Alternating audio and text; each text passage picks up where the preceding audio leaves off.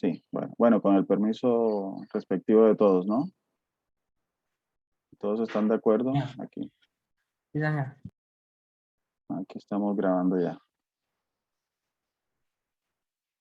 Bueno, listo. Entonces, estos microdominios o estas balsas lipídicas son regiones de la membrana de la bicapa lipídica que, bueno, primero que todo o sea, tienen una característica química y es que son ricas son regiones ricas en colesterol, ¿sí? Y eventualmente también se van a encontrar, digamos,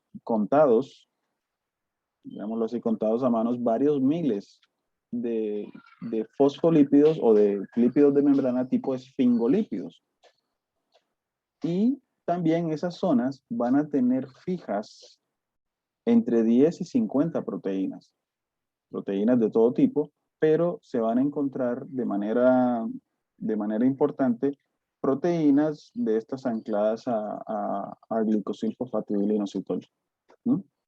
Se van a encontrar muchas de esas proteínas, pero pues se pueden encontrar proteínas de diferentes tipos. Entonces, recuerden que el colesterol le provee o le proporciona rigidez a la membrana. Es decir, esa balsa, ese microdominio, es una zona bastante rígida, donde los componentes que están allí van a tener una localización fija, relativa entre ellos. Es decir, ahora con esto, eso de que un fosfolípido pueda como que moverse a cualquier lado, ya digamos, sí, de pronto va a poder difundirse lateralmente eh, y relativamente por la membrana, pero ya dentro de una balsa esa difusión va a quedar muy restringida, va a quedar bastante restringida. Digamos que la balsa o el microdominio de membrana va a ser como una zona donde vamos a reunir algunos elementos y van a quedar fijos entre sí. De pronto se van a desplazar digamos, por toda llamémosla así, el mar de fosfolípidos que es la membrana completa, pero entre ellos va a haber eh, cierta colocalización, ¿sí? Se ha llegado a determinar que in- incluso un 50% de toda la superficie de una membrana celular puede estar conformada por balsas lipídicas. Lo que se observa acá en la imagen de la derecha es una imagen obtenida por microscopía de fuerza atómica en la cual se utilizaron algunos elementos marcados con fluorescencia.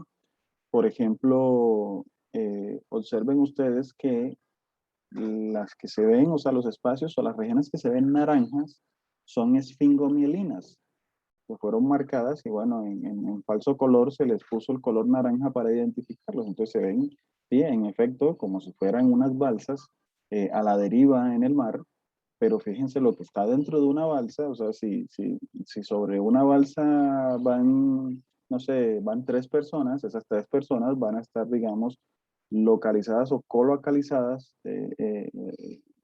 entre ellos relativamente, ¿no? Digamos, no van a perder mucho su posición allí. Y observen pues que se identificaron o se marcaron con negro la fosfatidilcolina, que la fosfatidilcolina en esencia, en la práctica no hace parte mucho de estas balsas. Y los picos que ustedes ven allí, esos amarillos que salen hacia arriba, están simplemente identificando proteínas ancladas a glicosilfosfatidilinositol, ¿no? Que son las características que se observan ahí. Y miren que en ese pequeño espacio que fue fotografiado se observan un montón de balsas, o sea, lo cual pues sí, le daría a uno, bueno, tal vez no un 50%, pero sí cercano al 50% del espacio que está ocupado ahí está ocupado por balsas. ¿Cuál es, digamos, la explicación? ¿Cuál es ¿cómo podríamos nosotros justificar la existencia de estas balsas? Bueno, ahorita vamos a mencionar eh, una parte que justifica eso, y está muy relacionada con esta proteína que están viendo ustedes ahí, la caveolina. Pero algo más importante que se podría decir sobre esta disposición o la existencia de balsas lipídicas es que, digamos, sería una forma en la cual nosotros podríamos tener colocalizados elementos, y hablo en particular de elementos proteicos que cumplirían la misma función, bueno, no la misma, perdón, que cumplirían una función complementaria.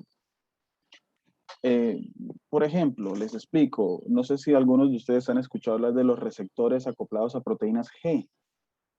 Los receptores acoplados a proteínas G normalmente funcionan, por ejemplo, como el receptor beta adrenérgico de la adrenalina funciona, eh, digamos, llega la señal, o sea, la adrenalina, se une al receptor y el receptor por la parte de abajo, entonces está acoplado y activa una proteína tipo G. Estas proteínas tipo G entonces van y activan, digamos, a una enzima.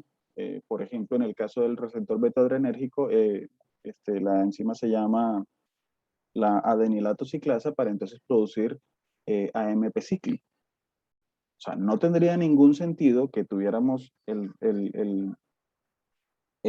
receptor, digamos, del beta adrenérgico, o sea, el receptor acoplado a proteína G, que lo tengamos por acá, y que tengamos entonces la enzima que se va a activar, digamos, a muchos micrómetros de distancia por otro lado. O sea, si nosotros queremos que esa función se lleve a cabo de manera eficiente, ¿sí? Lo correcto sería en una misma balsa tener esas dos entidades proteicas cerca, o sea, íntimamente relacionadas. Si nosotros tenemos una membrana toda fluida, pues nada evitaría de que esta proteína se nos largara para un lado y esta otra se nos largara para otro y pues simplemente no tuviéramos un contacto eficaz allí entre esas dos proteínas cumpliendo esa función que, para la cual las dos proteínas serían complementarias. Entonces, esa es, digamos, no sé si se acuerdan ustedes, ¿qué pasó aquí? No sé si recuerdan ustedes cuando hablábamos de que ya después de que se habló del modelo del mosaico fluido, se dijo, bueno, de pronto sí mosaico, pero de pronto no tan fluido. Y es que pues esa fluidez de alguna manera tiene que regularse, no puede haber una fluidez completa allí. Yo voy a cerrar esto y voy a cerrar esto y voy a volver a abrir todo porque no sé qué está pasando aquí. Pues terminé cerrando el Zoom.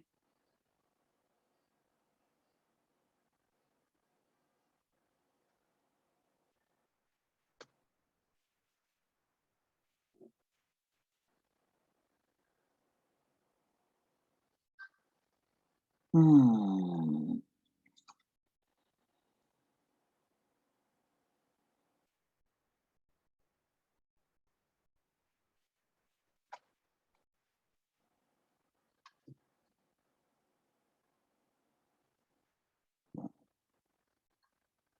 Vamos a abrir de nuevo acá.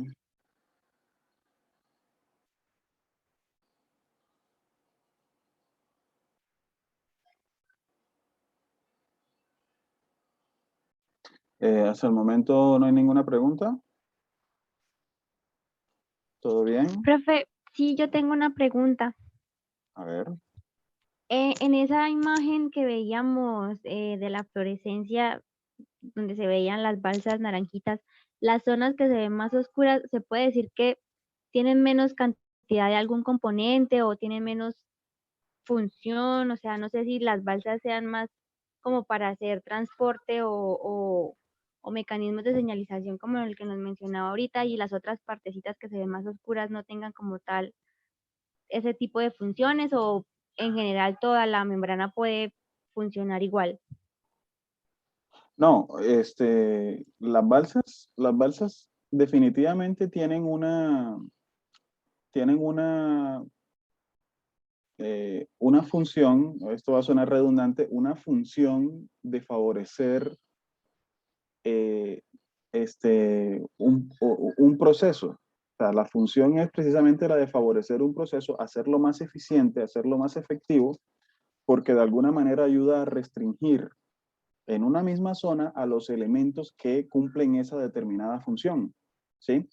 Eh, en el caso es particular de la fotografía, las zonas que se veían oscuras eran simplemente porque no estaban marcadas de naranja. ¿Y por qué no estaban marcadas de naranja? Porque lo que está marcado de naranja eran nada más esfingolípidos. Recuerda que uno de los componentes esenciales particulares de las balsas lipídicas son los esfingolípidos. Entonces, si te das cuenta, en esas zonas donde no están las balsas lipídicas, que se ven más oscuras, de pronto si ves por allá tú una que otra zona naranja, o ves por ahí uno que otro punto naranja, es porque pues evidentemente los esfingolípidos no se restringen nada más a las balsas lipídicas. Tú puedes encontrar esfingolípidos en otras partes, pero definitivamente la zona de la balsa lipídica es lo que está más enriquecido con los esfingolípidos. Entonces, por eso se ve en naranja, por eso lo otro no tiene color. Y otra cosa que se marcó allí fue la proteína anclada a GPI, que es así, se ve como una raya amarilla así hacia arriba, ¿no? Entonces, esa es la razón por la que no se ve, por la que no se ve así. ¿Por qué razón hay más esfingolípidos en la balsa lipídica? Porque recuerda que los esfingolípidos son, podríamos decir, un tanto más hidrofóbicos, un tanto más insolubles, un tanto más rígidos. Acuérdate de, por ejemplo, las, eh, las vainas de mielina. Las vainas de mielina también son ricas en esfingolípidos y eso es lo que las hace tan insolubles y tan duras y tan bueno, que cumplen pues ese papel prácticamente de como que de aislante eléctrico y térmico, ¿no? Perdón, aislante eléctrico principalmente. Bueno, listo, ¿dónde iba? Por acá.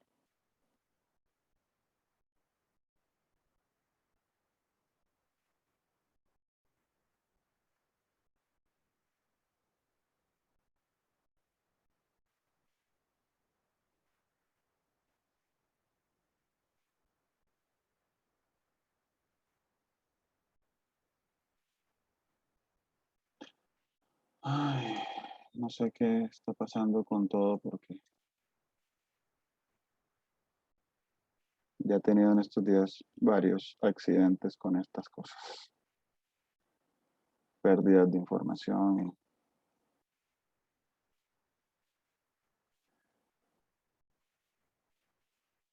bueno. Entonces, hace un rato les estaba hablando de las caveolinas, estas proteínas así como que tienen, si se dan cuenta, son proteínas integrales, pero fíjense que no atraviesan por completo la membrana, se quedan como nada más como en una de las capas, en una de las capas de la bicapa.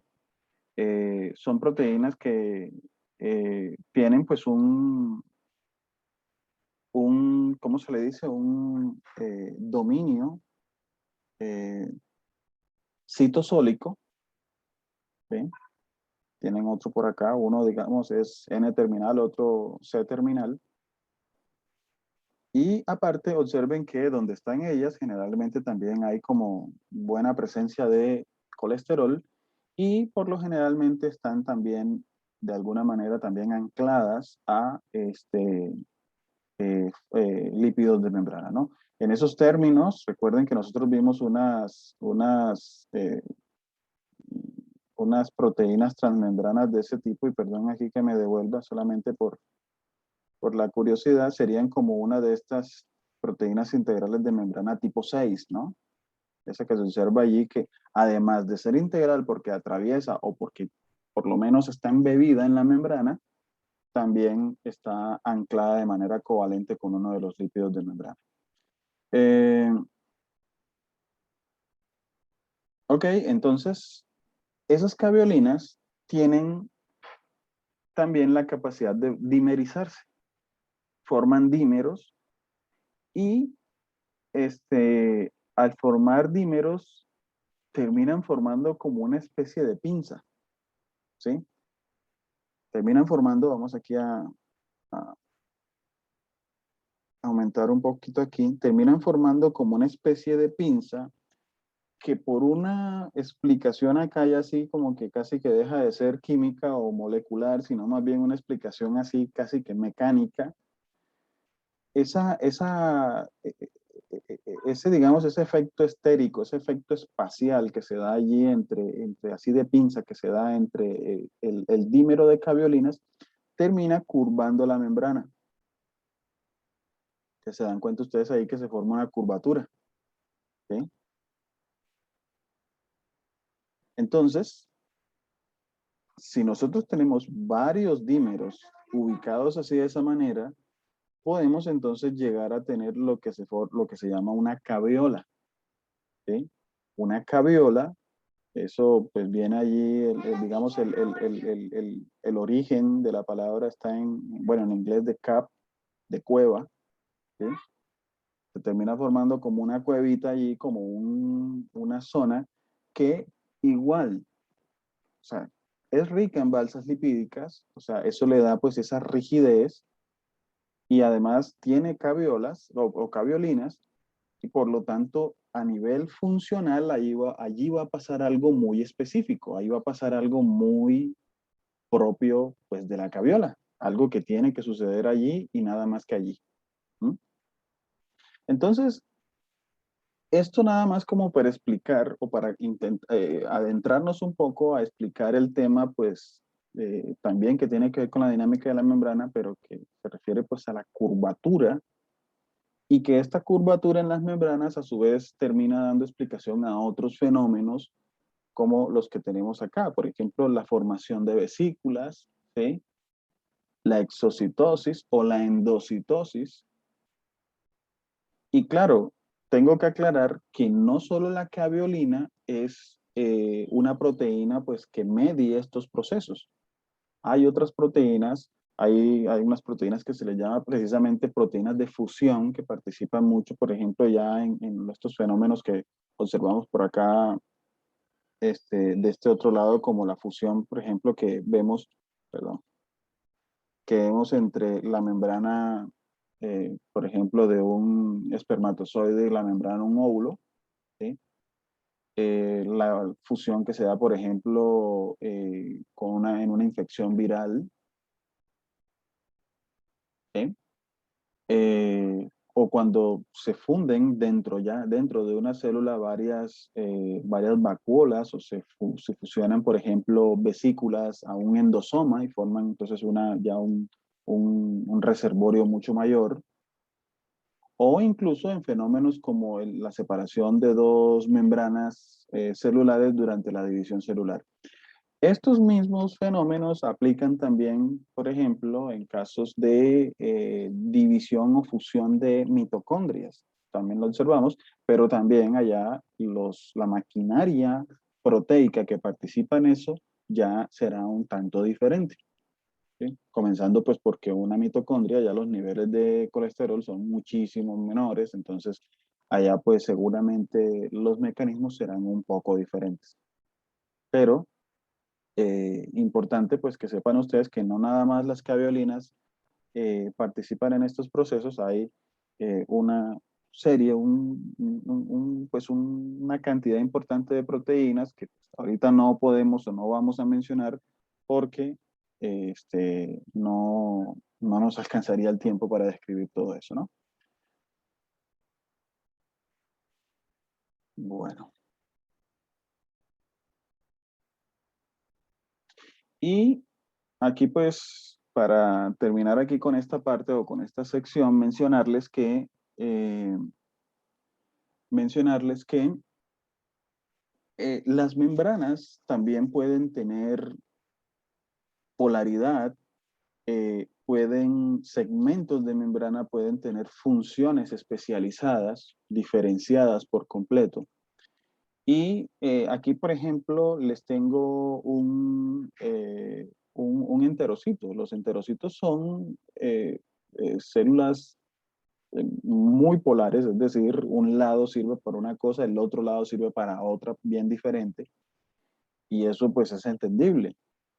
Y, por ejemplo, la membrana eh, plasmática que llamamos apical en un enterocito, es decir, aquella la que se arregla o que tiene un arreglo en forma se le llama pues de borde de cepillo, ¿sí? Esa recuerden que por ahí se regula la entrada de nutrientes, el intercambio de agua, la secreción de algunas sustancias, pues porque también se puede dar.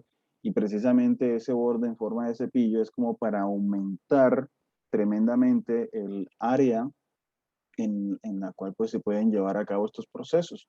Allí, por ejemplo, van a encontrar ustedes transportadores de glucosa, transportadores de disacáridos, transportadores de aminoácidos, en fin, ¿no? Mientras que la membrana basal, el lado opuesto al apical, que sería este de acá, pues es una zona donde primero que todo, tiene que controlarse o tiene que regularse la fijación de la célula a la matriz extracelular, al resto eh, del- de, de los elementos que están allí.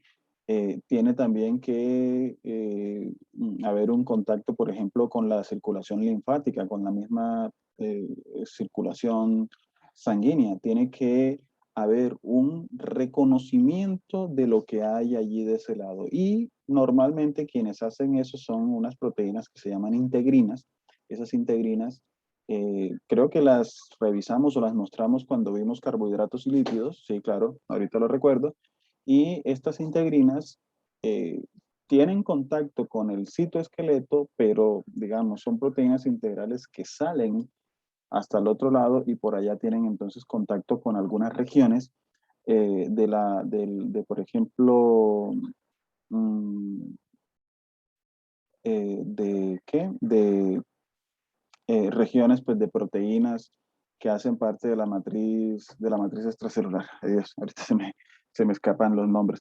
Pero, por ejemplo, fibronectina, la fibronectina que hace parte de la matriz extracelular, las integrinas tienen contacto íntimo con el colágeno también, con algunas secuencias específicas de residuos de aminoácidos las reconocen y entonces, digamos, la célula de esa manera sabe dónde está y de alguna manera sabe que ese es su lado basal al reconocer a esos componentes allá.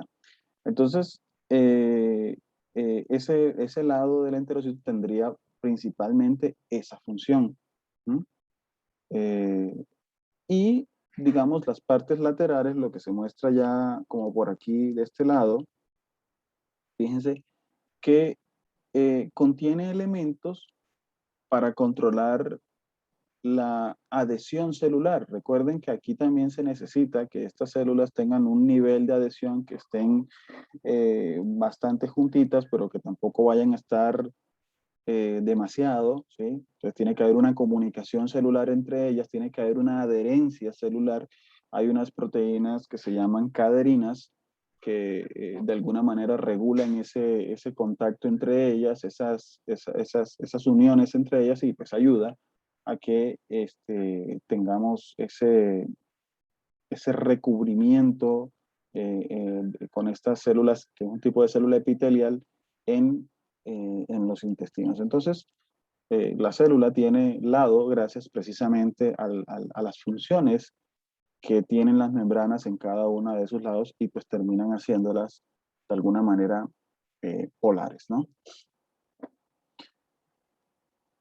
Bueno, entonces, con esto, o terminando aquí, no sé si tengan alguna pregunta con esto último, pasamos al tema de transporte de solutos a través de las membranas. Que pues obviamente si hablamos de membrana nos toca hablar de esto, o sea, de pronto no nos alcanza para llegar a ver señalización, pues porque ver señalización en la membrana, eso sí sería un módulo diferente. No sé en los siguientes módulos que ustedes ven hasta dónde vean algo así, pero vamos aquí a tratar de explicar un poco la parte de transporte de solutos. Y comenzamos hablando de algo que tal vez pues ustedes deben conocer desde su, digámoslo, su biología celular de preescolar, ¿no? Que son los famosos tipos de difusión, ¿sí? De difusión a través de las membranas. Entonces, ahí siempre nos han hablado a nosotros de la difusión simple, de la difusión facilitada, entonces del transporte activo primario, del transporte activo secundario, ¿sí? Y por ahí pues también uno termina hablando como de canales de iones. Bueno, que eso es casi como una redundancia porque los canales son para iones. Bueno, hay canales para agua también, pero esto, digamos, son como un tipo de proteínas especiales. Y a veces hay como un tipo de difusión que casi podría ser simple, pero que es ayudada por unas sustancias como los ionóforos, que pues tal vez los que trabajan o los que han hecho algo con mitocondrias o estudian algo de mitocondrias, pues conocerán algunos ionóforos como la valinomicina o sustancias como el CCCP o el FCCP, que lo que hacen, así como se muestra por acá en este lado, es simplemente como agarrar un ion y por ese ion que agarra o que se pega a la molécula, una molécula no polar, es decir, una molécula que puede difundirse fácilmente a través de la membrana, simplemente los iones se pasan a un lado al otro a favor del gradiente electroquímico. Entonces, características de la difusión, comenzando con lo más fácil de la difusión simple. Fíjense, la difusión simple solamente puede suceder si el compuesto que se difunde, el compuesto que pasa a través de la membrana es un compuesto no polar. Entonces ahí, en ese sentido, ustedes, para identificar una sustancia, si puede difundirse o no fácilmente, pues tienen que conocer su estructura, tienen que conocer su polaridad, tienen que, por lo menos, ustedes ser conscientes de que si la sustancia, bueno, tampoco puede ser una sustancia muy grande, ¿m? Y tienen que ser conscientes de que si la sustancia tiene por ahí grupos hidroxilo, si tiene grupos amino, si tiene, no sé, tal vez mucho nitrógeno, si tiene, si está cargada, si está ionizada, si tiene una carga eléctrica positiva o negativa, si tiene grupos fosfato, lo más posible es que esa sustancia no se puede difundir de manera simple. Tal vez sustancias que solamente tengan carbono, que solamente tengan carbono, hidrógeno y a lo mejor algún grupo hidroxilo por allí eh, escaso, pues van a ser tal vez sustancias que sí pueden ya difundirse con cierta facilidad. Entonces, estas sustancias polares les toca entonces acudir o les toca echar mano de una proteína transportadora que les permita hacer esa difusión. Ojo, que, por ejemplo, en el caso de la difusión simple, esa difusión se da a favor del gradiente de concentración. Esa expresión a favor del gradiente de concentración lo que quiere decir es que se va a mover desde donde hay un sitio con alta concentración a un sitio con baja concentración de esa misma sustancia. Dicho en términos termodinámicos, químicos, es más correcto decir tal vez que ese movimiento se da desde regiones de alto potencial químico a bajo potencial químico. En la difusión facilitada, eso va a pasar. También va a ser a favor de ese gradiente químico o electroquímico, porque a veces también el movimiento se da por cargas eléctricas. Si tú tienes más carga eléctrica de un lado de la membrana que del otro, pues el movimiento se va a dar en ese sentido, ¿sí? En un sentido también en el que más o menos las cargas queden equilibradas a ambos lados de, de la membrana. Entonces, eh, igual va a suceder así aquí, en este tipo de difusión, con la diferencia de que ahora tenemos un medio para que la sustancia pueda cruzar. ¿Por qué? Porque si es una sustancia polar, vuelvo y digo, grupos hidroxilo, grupos aminos, fosfatos, cosas así, no va a poder pasar porque se va a chocar con las cabezas polares de la membrana, que no la van a dejar pasar. Bueno, cuando hablamos de transporte activo, significa que el movimiento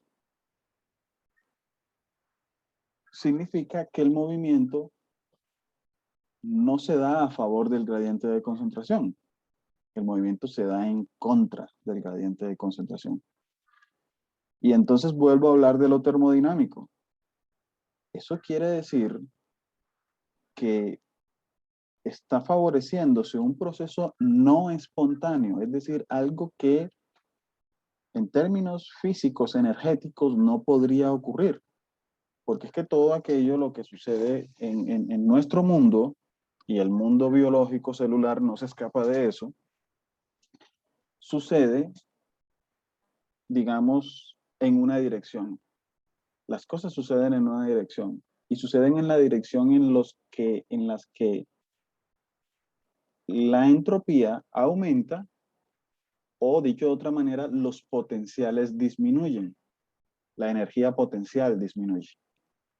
Por ejemplo, si yo agarro aquí, no sé, una pelota, por ejemplo, esta pelota, y aquí la tengo, y si la suelto, cae por la simple razón de que acá abajo, donde cayó, el potencial gravitacional es menor. Entonces, todo en la naturaleza se mueve en esa dirección, en la dirección en la que el potencial o la energía potencial es menor. Entonces, así pasa con la difusión simple. Las sustancias se mueven, digamos, de afuera de la membrana, adentro de la membrana, o de adentro de la membrana, afuera de la membrana, simplemente porque en esa dirección las sustancias van a alcanzar un potencial químico menor. Y ese potencial químico es menor porque la concentración de esa sustancia es menor de ese otro lado. Entonces, si el movimiento se da al contrario de eso, quiere decir que está haciéndose de manera no espontánea. Miren, la pelota está aquí. Yo puedo la pelota ponerla arriba otra vez. O sea, no espontáneo no quiere decir que no pueda suceder. ¿Sí? Pero, ¿qué tuvo que pasar para que sucediera?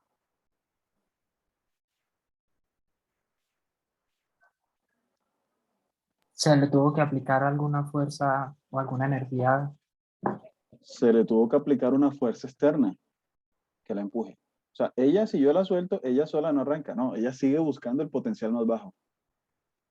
Pero yo la puedo llevar hacia arriba aplicándole pues la fuerza aquí de mi mano, ¿no?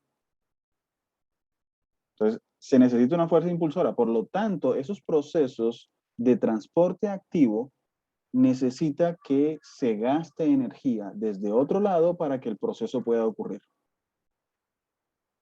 Entonces, se le llama transporte activo primario cuando aquello que sucede, aquel proceso que sucede que proporciona la energía necesaria para que suceda el transporte, es una reacción química. Y esa reacción química, por lo general, acá, ¿cuál es la reacción química para liberar energía por excelencia en el mundo celular?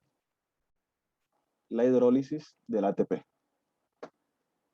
Pues se necesita que haya hidrólisis de ATP, en este caso, para que entonces ese transporte en contra del gradiente electroquímico, cuando decimos gradiente electroquímico es que puede ser en contra del gradiente eléctrico, en contra del gradiente químico o en contra de los dos.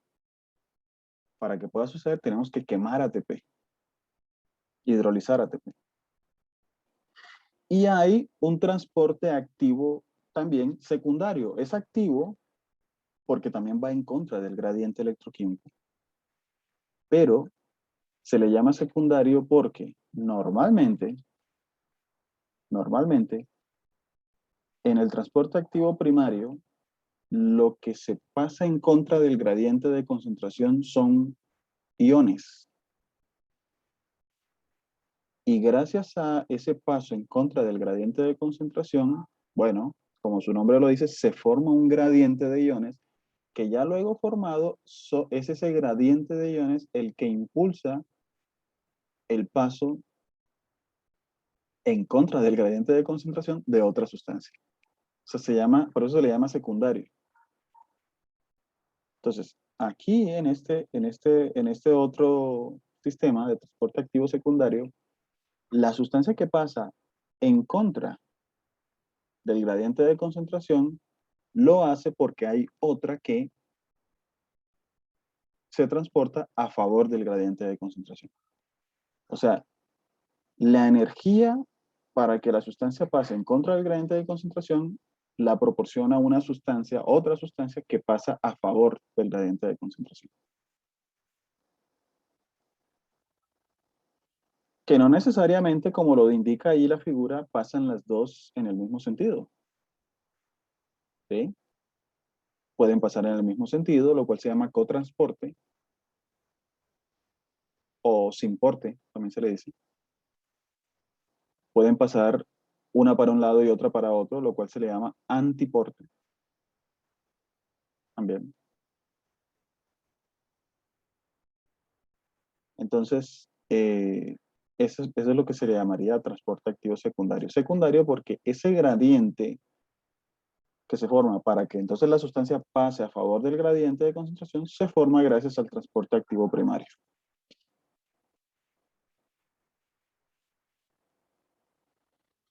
Y bueno, los canales iónicos, que bueno, sí, son como un tipo diferente digamos, de transporte, pero bueno, no, como que casi no me gusta ponerlo como un tipo de transporte diferente. Para mí es un transporte también de tipo facilitado, ¿sí? Solamente pues que uno hace la diferencia. Una cosa es un transportador o un acarreador y otra cosa es un canal. Sí, digamos, tienen alguna diferencia y es tal vez por eso que aquí en este caso se hace esa diferenciación. Pero en los canales los iones eh, este, viajan o se transportan a favor del gradiente de concentración. Eso sí que esos canales a veces pueden activarse por el mismo ion, pueden activarse por un ligando o a veces pueden activarse por voltaje. ¿Sí? Bueno, cuando decimos que es por voltaje, digamos, es el mismo ion el que los activa.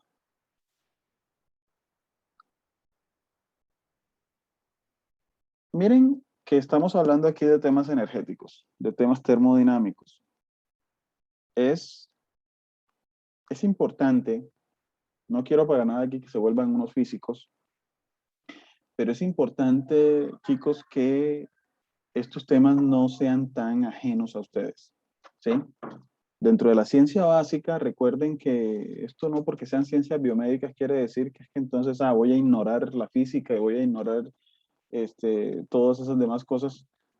Si es que la célula está metida en ese mismo universo físico, entonces hay que tratar de tener claros esos conceptos. Miren, en la difusión simple, bueno, ya lo estábamos explicando hace un rato, o sea, el soluto se va a transportar de un lado al otro hasta que pues haya un equilibrio de concentraciones. Ahí, digamos, cesará el flujo. Y bueno, no, me había demorado mucho en mostrarles esta imagen. Cuando es así, cuando la diferencia es de concentración, entonces nosotros hablamos de un gradiente químico. Pero cuando la diferencia es de cargas, entonces nosotros hablamos de un gradiente eléctrico. ¿Mm? Y en los gradientes eléctricos, ¿cuándo cesa el flujo? ¿Cuándo para el transporte de una sustancia de un lado al otro? Cuando las cargas se igualan en los dos lados. Ahora, recuerden ustedes que cuando yo tengo una separación de cargas, por ejemplo, todo esto positivo de este lado y todo esto negativo de este otro, ¿sí? Cuando yo tengo una separación de cargas así, lo que se genera es algo que se llama una diferencia de potencial. Diferencia de potencial. Que así le llamamos en física, pero nosotros en nuestra vida diaria le decimos a eso voltaje. O sea, se genera un voltaje cuando yo separo cargas. ¿Mm? Por eso una pila, digamos, genera voltaje, porque una pila tiene un sistema químico de separación de cargas allí, electroquímico de separación de cargas, y eso pues genera un voltaje.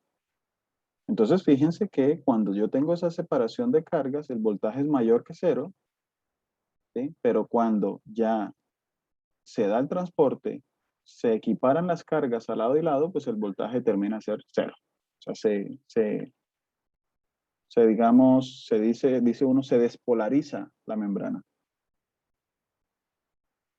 O también podemos decir, se disipa el voltaje, cae el voltaje. Entonces, hay sustancias como iones, los iones, por ejemplo. Bueno, los iones, ¿qué pasa? Son sustancias, un ion es una sustancia o es una partícula de una sustancia química. Por lo tanto, los iones van a tener concentraciones y además tienen carga. Entonces, por eso es que ahí uno habla de gradientes electroquímicos, porque hay carga, pero también hay concentración. ¿Vale? Y bueno, ¿qué pasa ahora?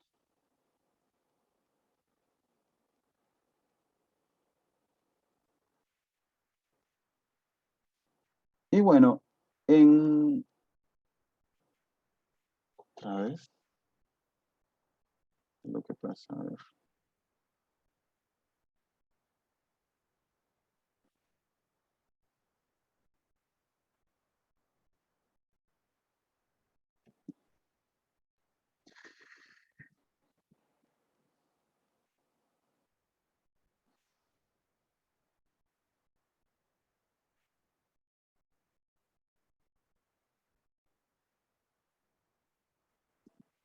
Mm.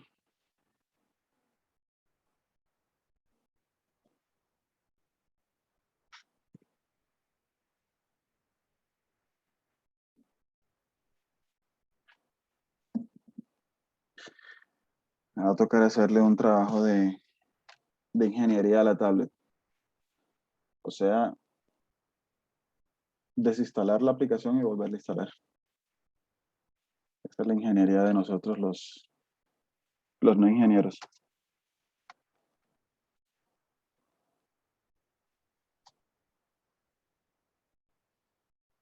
Ah, o desconectar y volver a conectar.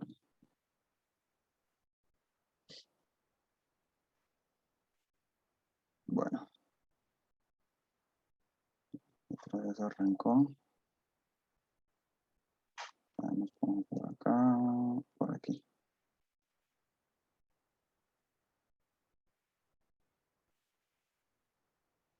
Bueno, entonces, observen del otro lado, del lado derecho. En el lado izquierdo hablábamos un poco de la difusión simple. En la difusión facilitada también se da a favor del gradiente de concentración el movimiento de materia, o de partícula o de cargas. Pero fíjense que se tiene que superar una barrera. Bueno, una barrera que no solamente es la membrana atravesada ahí, ¿no? Es también una barrera energética. Por ejemplo, una sustancia que es soluble en agua, una sustancia que es polar o que está cargada, generalmente es una sustancia que se hidrata. Y cuando digo se hidrata, estoy hablando en términos químicos moleculares que se le pega agua. O sea, se le pegan moléculas de agua a su estructura. Entonces, ustedes pueden ver aquí, por ejemplo, que yo tengo aquí, eso puede ser un ion, por ejemplo, o una molécula bien polar, como digamos un aminoácido, qué sé yo, el ácido aspartico, está allí, bien pegado, moléculas de agua, está bien hidratado. Y una primera cosa que tiene que ocurrir para que una sustancia pase a través de una membrana, que recuerden, una membrana es un sistema de cabezas polares y el interior, o sea, la bicapa, es hidrofóbico. Entonces lo primero que tiene que ocurrir es salgamos del agua. Salir del agua quiere decir romper esas interacciones entre la sustancia y el agua. Y eso requiere energía. En química yo siempre que rompo un enlace o que rompo una interacción necesito meterle energía al sistema. Entonces, por eso es que ustedes ven aquí en esta gráfica de acá abajo que el paso de la sustancia, fíjense, hay una energía que llamamos energía libre de Gibbs, que bueno, va por allí y digamos, este aumento en energía sería el proceso de deshidratación de la molécula para luego, energizada de esa manera, pueda pasar, y ese paso no va a ser tan fácil tampoco, porque la misma sustancia puede que se deshidrate, pero sigue siendo una sustancia polar. Y bueno, ya luego que pasó de este lado, vuelve, se hidrata, y vuelve y se estabiliza, y vuelve y cae su energía. Y cae al mismo nivel donde estaba del otro lado de la membrana, es decir, la sustancia no ganó ni perdió energía, pero sí necesita superar una barrera energética. Bueno, desde el punto de vista termodinámico, lo que hacen los transportadores, lo que hacen esos agentes facilitadores de la difusión, es simplemente bajar el nivel de esa barrera energética. Miren aquí la línea en azul, que ahora sigue habiendo una pequeña cantidad de energía que tiene que adquirir la sustancia para poder difundirse, pero ahora es mucho menor. ¿A qué se les parece eso? ¿Ustedes no han visto algo parecido así? ¿Qué? ¿Qué La concepto? A las enzimas, ¿sí? El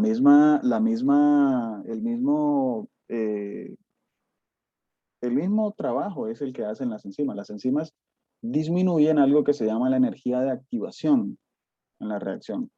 Eso mismo hace aquí el transportador. Y ya verán ustedes que algunos transportadores incluso se comportan con una cinética muy parecida a las cinéticas de las enzimas.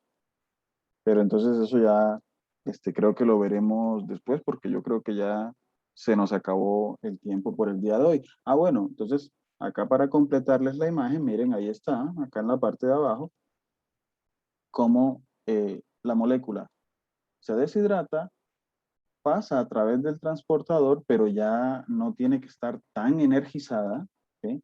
Y ya luego del otro lado recupera de nuevo, se vuelve a hidratar y como si nada, ¿no?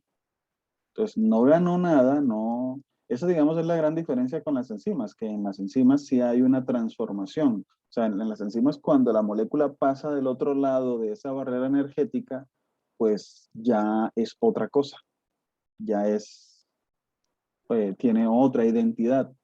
Y por lo general las gráficas en ese caso son más o menos como algo así.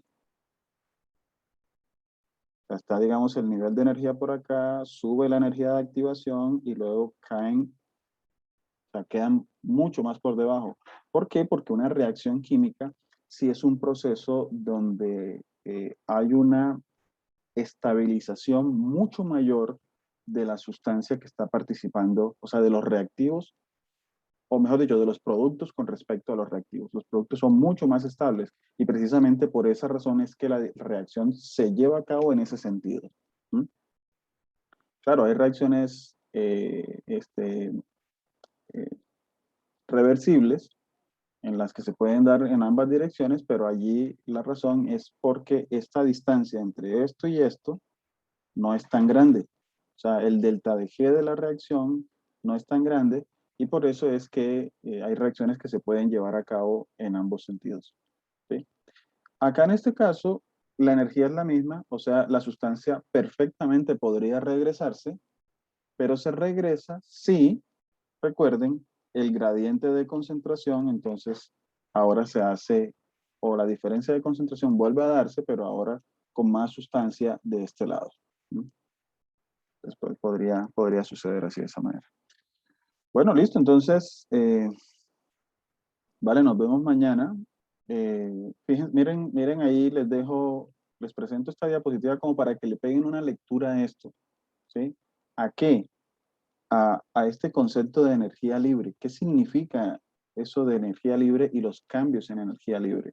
¿Sí? ¿Eso qué significa? ¿Eso qué quiere decir?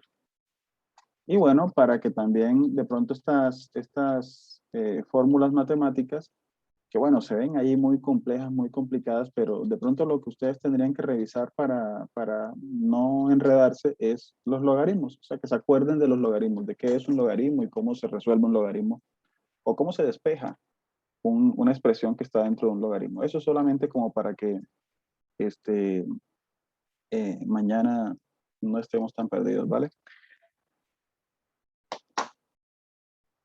¿Listo? Listo, profe. Listo, Bueno. profe, una pregunta. ¿Mañana la clase es a las 2 o a las 3? Mañana la clase